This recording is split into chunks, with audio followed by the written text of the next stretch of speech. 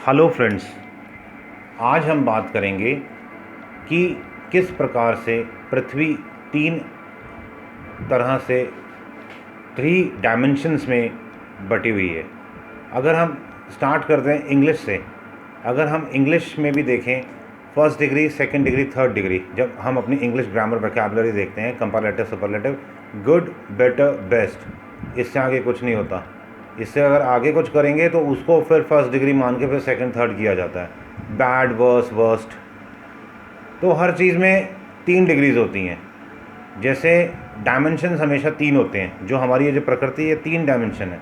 तो आज हम बात करेंगे तीन डायमेंशन में किस तरह से काम वासनाओं को भोगा जा सकता है, जो शारीरिक काम वासना की मैं बात कर रहा हूँ।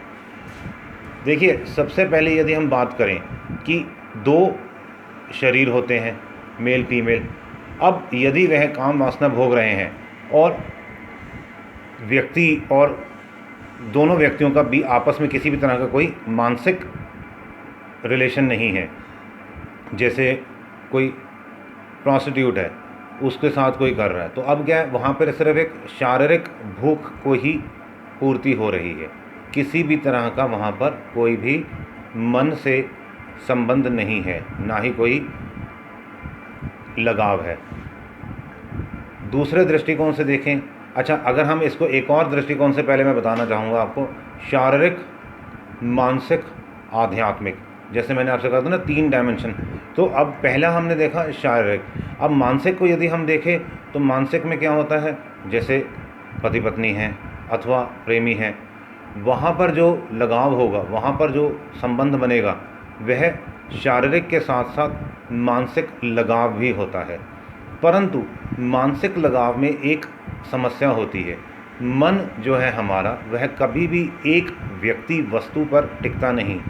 आप कभी भी देखिए, जितने आजकल खासकर जितने भी प्रेम विवाह हो रहे हैं, बहुत विवाह डाइवोर्स में बदले जा रहे हैं। परंतु यदि हम अपने माता पिता का समय देखें, उस समय क्या होता था, जो विवाह होते थे वह पारिवारिक रूप से होते थे, तो वो मन से पसंद किए हुए नहीं होते थे।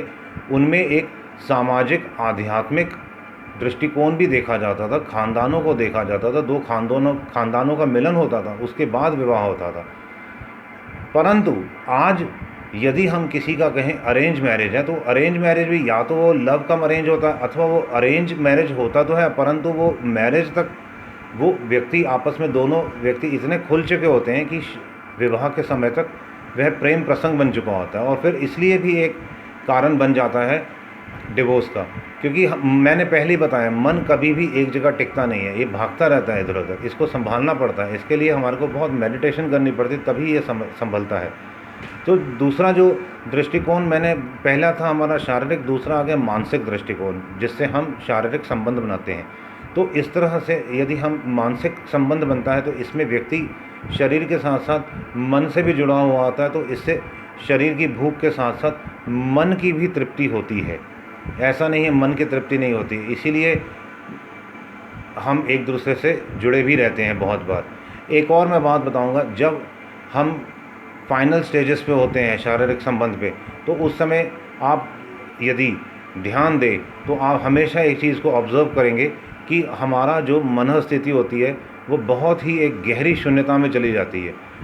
उस समय जैसे निद्रा होती है, बहुत गहरी नींद में होते हैं, परंतु उस समय हम एकदम बेहोशी की हालत में होते हैं। परंतु जिस समय व्यवहार कर रहे होते हैं, हम आपस में सहवास कर रहे होते हैं, उस समय एक तंद्रा होती है। सेम अवस्था है जो नींद में होती है, वह सहवास के समय भी आती है, और यही अवस्था ध्यान से जब हम समाधि की ओर जाते हैं तब भी आती है। फ़र्क वही आ जाता है जो हमने तीन डायमेंशंस बात की थी, तमस, रजस, सत्व। अब ये जो, अगर हम निद्रा में यही स्थिति में होते हैं तो वह तमस कहलाती है, परंतु सहवास के समय यह रजस हो जाती है, और जब हम गहरे ध्यान में होते हैं तो ये सत्व प्रधान हो जाती है। हमारी जो ये सृष्टि है, ये थ्री डायमेंशन है। अब जो तीसरी बात करेंगे, आध्यात्मिक। आध्यात्मिक में क्या होता है कि व्यक्ति के अंदर एक इतनी संतुष्टि होती है एक दूसरे को देखकर कि वह वैसे ही तृप्त हो चुके होते हैं। वह शरीर के थोड़ा आगे बढ़ जाते हैं। शरीर सुख और शरीर का आकर्षण से, मन के आकर्षण से भी आगे बढ़ चुके होते हैं, और हमारे को एक दूसरे के साथ बैठ के एक दूसरे की स्मृति मात्र से, जैसे एक शिष्य होता है, शिष्य अपने गुरु को देखता है तो क्या होता है, एकदम उसके अंदर एक आध्यात्मिक ऊर्जा आ जाती है। परंतु यदि यही पति पत्नी में भी हो तो आध्यात्मिक ऊर्जा स्वाभाविक बननी शुरू हो जाती है। आप कभी भी देखिएगा, बहुत से ऐसे महापुरुष हैं जिनका वैवाहिक संबंध बहुत अच्छा है। मैं आपको एक कोटेशन बताऊंगा डेल कार्नेगी की। डेल कार्नेगी एक बहुत ही फेमस राइटर हो गए, जिनकी बहुत फेमस बुक्स हैं, जिन सबसे फेमस उनकी है थिंक एंड ग्रो रिच। वैसे Dale Carnegie was one of the richest person in early 20th century, क्योंकि 1910 1901 से लेकर 1999 तक को 20th सेंचुरी कहा जाता है। तो early 20th century, in round about 1915-1920 he was one of the richest man of this earth. तो उसने एक बुक लिखी थी थिंक एंड ग्रो रिच, और इस तरह की और भी उसकी कई किताबें। He was a motivational speaker too. उन्होंने कहा था कभी भी व्यक्ति को सक्सेसफुल अगर होना है तो सबसे पहले पति पत्नी के रिलेशंस अच्छे होने चाहिए। यदि वह अच्छे नहीं होंगे, सक्सेसफुल नहीं होंगे। और अच्छे रिलेशंस में भी उनका कहने का अर्थ यही, जो सत्व प्रधान है, जो आध्यात्मिक, जहाँ से हमारे को आध्यात्मिक ऊर्जा मिलती है। तो शरीर का सुख देखिए 3 तरह से लिया जा सकता है, तमस में भी, रजस में भी, आध्यात्म में भी। यदि हम आज तमस में हैं तो हमें प्रयत्न करना चाहिए कि हम एक सीढ़ी ऊपर चढ़ के हम रजस में आएँ, और यदि हम रजस का ही आनंद ले रहे हैं तो हमें एक सीढ़ी और ऊपर चढ़ के आध्यात्म का आनंद लें, और अपने पार्टनर का, अपने परिवार का, हमारे संबंधियों का, हमारे दोस्तों का जीवन सार्थक बनाएं। क्योंकि जब व्यक्ति आध्यात्मिक आनंद, आध्यात्मिक ऊर्जा में होता है, वह व्यक्ति जहाँ पर भी होता है उसकी ऑरा की वजह से वो स्थान प्योर होना शुरू हो जाता है, वह स्थान पावन होना शुरू हो जाता है, वहाँ पे बहुत पॉजिटिविटी होनी शुरू हो जाती है। इसलिए हमने देखा है बहुत सी जगहों पर, जिन्हें हम सिद्ध स्थल कहते हैं, क्योंकि वहाँ पर बहुत उच्च कोटि की आत्माओं ने वास किया है अथवा तपस्या की है, तो वह जगह भी पावन और सिद्ध स्थली कहा जाती है।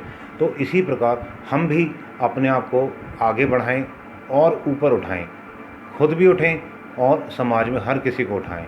All the best, God bless you all.